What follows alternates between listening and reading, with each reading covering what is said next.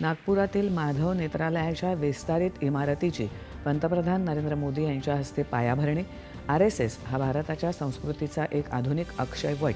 पंतप्रधानांचे गौरवोद्गार. कोणत्याही संकटात तत्परतेनं धावून जाणाऱ्या संघ स्वयंसेवकाचा सेवा कार्य हा प्राणवायू असून ही सेवा साधना प्रत्येक स्वयंसेवकाला निरंतर गतिमान ठेवते. पंतप्रधान.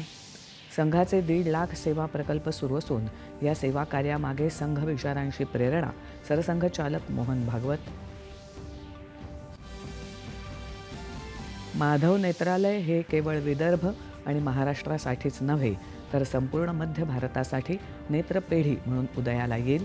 मुख्यमंत्र्यांनी व्यक्त केला विश्वास. पंतप्रधानांनी राष्ट्रीय स्वयंसेवक संघ मुख्यालय, स्मृती मंदिराला आणि दीक्षाभूमीला भेट देऊन केलं अभिवादन.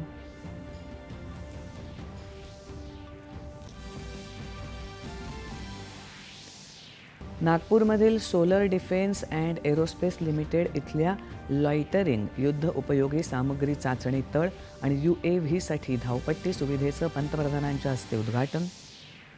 छत्तीसगडमधल्या बिलासपूर येथे 33,700 कोटी रुपयांहून अधिक खर्चाच्या अनेक विकास प्रकल्पांचं पंतप्रधानांच्या हस्ते उद्घाटन, पायाभरणी आणि राष्ट्रार्पण. छत्तीसगडमध्ये 50 नक्षलवाद्यांचं पोलिसांपुढे आत्मसमर्पण.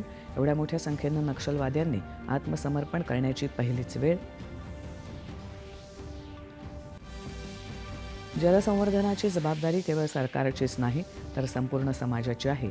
जलसाठवणुकीच्या मोहिमेत सहभागी होण्याचं पंतप्रधानांचं जनतेला मन की बातमधून आवाहन. आणि मांगल्याचं प्रतीक असलेली गुढी उभारून गुढीपाडव्याचा सर्वत्र उत्साह. ठिकठिकाणी आज शोभायात्रा काढत हिंदू नववर्षाचं उत्साहात स्वागत. नमस्कार. 9:30च्या बातमीपत्रात मी शिवानी जोशी आपलं स्वागत करते. आता पाहूया बातम्या विस्तारानं.